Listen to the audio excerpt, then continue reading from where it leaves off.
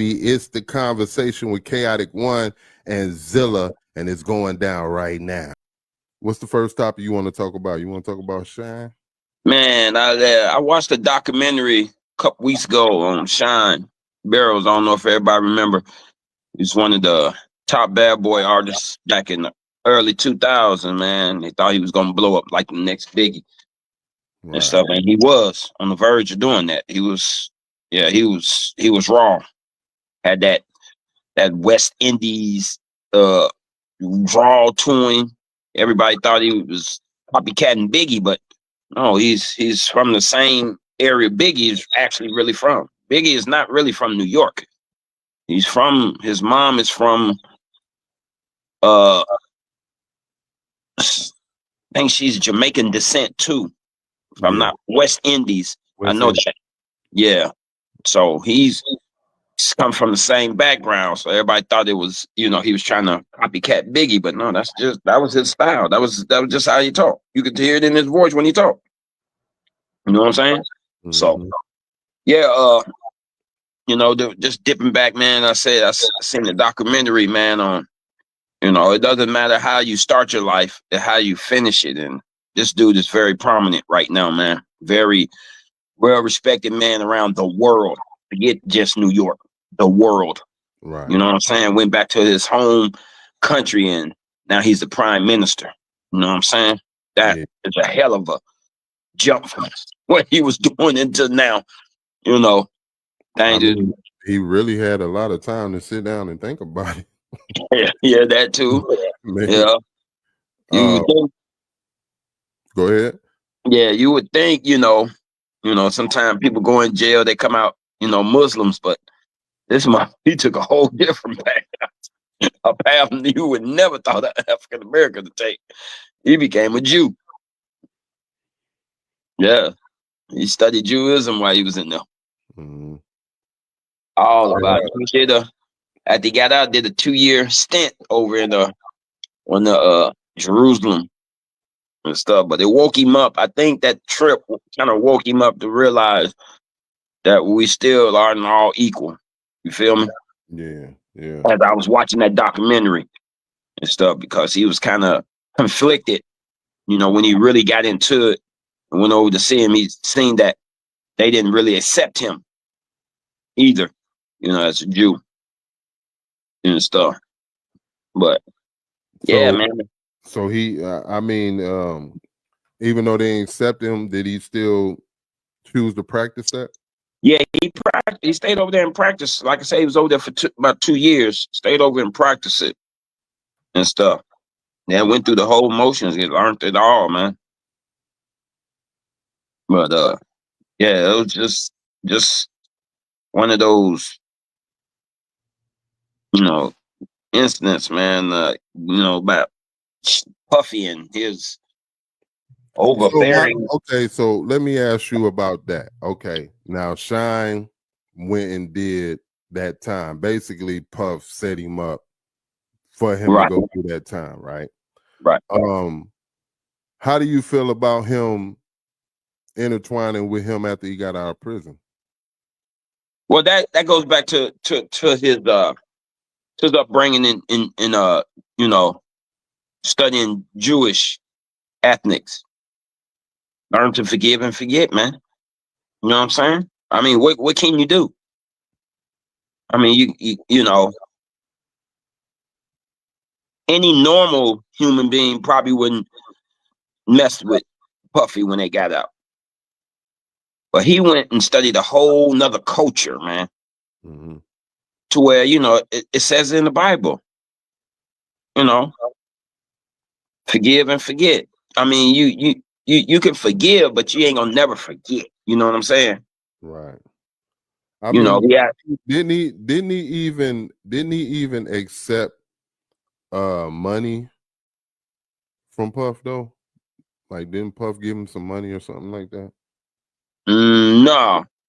Puff shut him off the whole time that stuff happened. He cut him off. They made him. Well, they kind of had him do it legally, but no, I didn't see nothing about no money in the documentary. But I know he made a lot of money while he was locked up. He made a buku of money. It was like he was resurrected when he got locked up. Mm-hmm. Because they said he made more money in there than he did if he would have stayed out on the streets with Puff. Didn't at one point he had a like a record deal? Yeah. For that last album he did called God's Father, something like that. Yeah, he had a 6-figure deal on the table. He got a 6-figure deal for it while he was locked up in prison. Yeah, like so him coming out and then going to do what, he was like a prime minister or something, right? Right, yeah, he's a prime minister now. Well, it took him a while to get there. Like I said, when he first got out, man, then he got deported back to his homeland. It was different, man, when he got out, man. He looked really different. Mm-hmm. He didn't look like the same New York cat, rugged and rough when he went in. They was like he didn't exercise a lot while he was in there. They say he did more reading than anything, studying, and yeah. They say when he got out, boy, he looked at like he had lost about. He looked like. I mean, he do. I mean, I ain't even gonna lie. From the Shyne that I remember when he went in, he did look different. I mean, even features wise, like seemed like his skin color got more bronze, or I don't, you know what I mean? I don't really know if that's the actual way that I want to say it, but yeah, I would say that he looked all the way different in my opinion. Like he didn't look like the original dude that went in. You know what I mean? I don't know if that's just because, like you said, him not, losing the weight or whatever, but he, even up until this point now, he looks, I feel like when he went in, he looked at more black versus now more Sudanian or Somalian to me. Like, I feel like that's what he looks a little bit more like now versus before. Yeah, he, like I say, he got out, and I was shocked. Like I said, when I first seen the documentary, when it first came on, he was sitting down. It looked like he was at one of Puffy's estates. They sitting down like around this fire, talking and everything. And I'm like, is that Puffy? And it was Puffy. He kicked it with Puffy all the way up until Puffy caught those charges. Once he caught those charges, I know he was catching a little flack behind dealing with Puff though, and that trying to be, he probably was. But like I said, and trying to be in that political position, right? He caught a lot of flack behind that. So I think he eventually had to like distance himself from that, didn't he? Yeah. Once everything started coming out, that's when he learned that Puffy was the one that set him up. That was the one that really did the shooting. Yeah, he learned that. He learned it from there. He learned it from when he got locked up. That was another reason that made him distance himself when he learned the truth about it. Because I think all in all, he really thought that he really thought he acted way too aggressive that night. He always claimed that he thought he acted way too aggressive. He just thought it was self-defense. He didn't realize Puffy was the one that actually shot the guy. That's what I'm saying. Like, Puffy shot a girl too. He shot the girl. Yeah, is the one who really injured that girl. And I seen her interview. She did an interview, and I seen her talking about that Puff was the one that actually, blasted her in the face. You know what I mean? So And that's crazy too, because during the documentary, they said the girls kept saying that all through, up and through the trial. But for some reason, Puffy had money and bought a lot of that shit off. You know what I'm saying? Mm-hmm. It really set him up as the patsy. Yeah. Because they said soon when it happened, they told Puffy, stop. You got to stop associating with it. Period. And he cut him off right then and there. You had no contact with him. Didn't get him no lawyers, no nothing, man. Just left the dude out high and dry. That's bogus. Like, yeah, very. Puff done a lot of Puff done a lot of underhanded stuff. Shit. That's why I ain't got no sympathy for him. He done some people real bogus, and yeah, I'm at a point I don't even got no love for him at this point, because I just feel like that dude just be doing, he done so much extra stuff, bruh, that he don't even deserve. He basically, I feel like he in the situation of you catching everything that you've done to people. Right. You know what I'm saying? Like you know, like doing the stuff that he did to the making of the band groups. Right. You know what I mean? He just done a lot of stuff to a lot of people, not to mention the lives that has been lost behind his whole things he been doing. Like, so I feel Shyne was like every other young MC at that time. If I got somebody like Puff with me, I'm impressionable. Puff is impressionable to me. He can he can impress me. So I'm gonna do what I can to show my loyalty and lay somebody down. Almost how Beanie felt about Jay. You know what I'm saying? Like, dude, I really look at you like my friend. Even though we on a business, the way you portray things is like a friend. So I'm almost sure that he made Shyne feel like they was friends like that in some sense. So that's why Shyne would even up that thing. You know what I mean? Because didn't he say he was doing that in the defense of dude getting that Puff, right? Right. So he was protecting Puff and J-Lo them, supposedly. But I know Puff did up that ratchet though. Like he that girl said that she specifically looked him in his face. You know what I mean? And that's just bad business that man did 10 years and you just left him out to dry.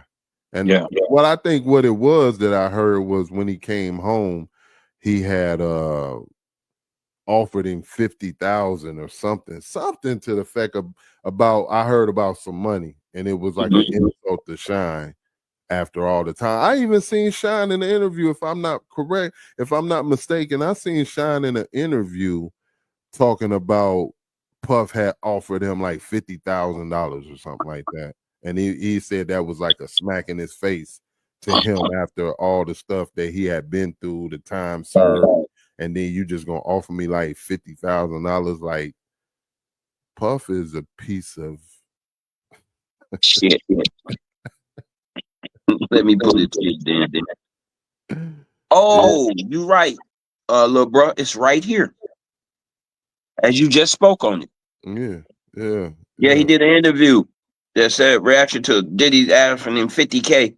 Yeah, that's what I heard. I had heard that he had offered him 50,000, and he basically was like, yeah, whatever.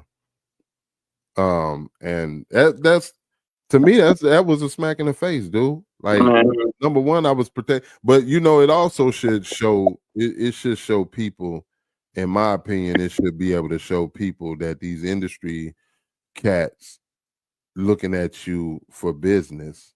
Right. You gotta stop riding with them like they your homies and stuff. Because you see how Jay did Beans. You know what I'm saying? Beans would have laid down his life for Jay-Z. Only for Jay to turn around and split the whole situation up and then shelve him when he chooses to go with him. And Well, then you don't want to let him, then you don't want to let the man deal with nobody. 50 try to sign. It's crazy. So, you know, I would imagine Puff did the same thing. That's why I heard like how did Puff really feel about Biggie? I heard like when they was talking about that book, the Kim Porter book that was fake. They said was fake. She said that night she was at the house, I believe, after the club shooting. And she said that Puff came back to the house, and that this is what the book was saying, but they said it was live. This is why I said, bro, if you check it out, I'm gonna have to send you some clips of it. Some of the stories that they was reading up out of the book, because I watched a live of this dude who read the whole book. She put out. It was called a memoir or something. So she put this book out, and in this book, she was saying that after the club shooting, that Puff came back to the house, and she was at the house. She said J-Lo came to the house and was cussing Puff out and all this. Man, it was crazy. I gotta try to find that stuff so I can. Well, you know what? It's kind of funny you said that because I do remember they did have even though they had a child together, they did have a good relationship. Yeah. After they broke up.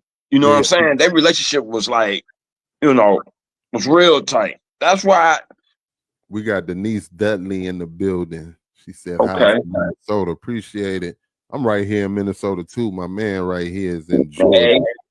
You know what I'm saying, Atlanta. But we appreciate you tapping in. Right now, we're talking about Shyne Barrow and Puffy. I don't know if you know who Shyne is, but yeah, that's what we chopping it up on right now. But yeah, man. She was saying in this book that it was a whole situation after that club shooting, and J-Lo came to the house and he was trying to get J-Lo and her to do a threesome.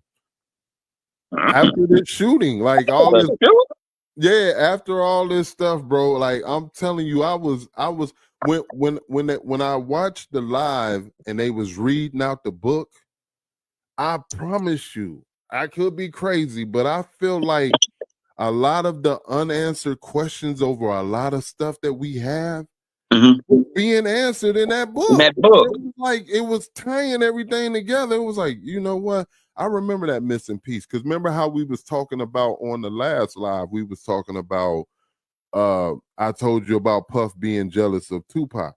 Now in this memoir book, Kim said that Puff wanted to do a threesome with her and him. With Puff, Tupac, and her. What? In this book, that's what she was saying, that they wanted to do Puff wanted to do a threesome, and he kept going at and taunting Tupac about whose D was bigger and who could bang her better. Like that's what all this stuff was saying in this book. So she was saying that the Quad Studios shooting was Puff jealous of Tupac. So he had an issue already with Pac, and it was supposed to be behind this. Pac was calling him gay back then. I guess he wanted to do this, whatever, and all this other stuff. And in his book, she was saying he was really moving weird. I know it kind of got off topic of Shyne, but I was saying that to make a point to say that night after that shooting, she was saying that Puff came back to the house and was talking about J-Lo was worried about Shyne.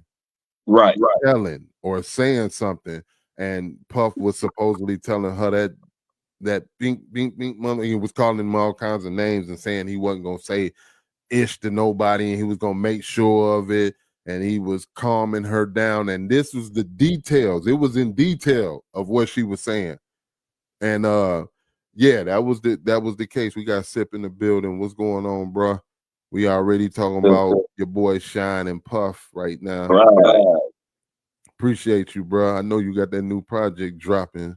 You know, congratulations on that one. You know, but yeah, man, she was saying like that it was in detail, and that he was saying then that he was gonna shut Shyne up from being able to say anything. So that book, even though they came out and said that the book ended up even though they said the book ended up coming to be fake, if you really listen to a lot of the stories, it just seemed like it tied into a lot. What was going on at the time? Yeah, it dropped at midnight. I'm gonna check it out when it dropped. Yeah, Puff is the real bully. But yeah, man, he but Puff, yeah, he was saying that he was apparently, according to this book, was telling her that night that motherfucker wasn't gonna say nothing. Trying not to cuss, but shit, I'm just gonna get it out for YouTube. But yeah, she was saying that motherfucker was going, she was gonna make sure that motherfucker not say nothing, and right. He was assuring her in detail that he wasn't gonna say nothing. They was even saying, having accusations of saying she had a pistol on her, or she might have been holding his gun. You know what I'm saying, and probably gave it to him in the club. That's what the speculation is, and even that book was saying. But yeah, like I was saying, bro, we gotta, I'm gonna have to send you some excerpts on it so you can read up on it. But yeah, they was really going, it was tying a lot of stuff in.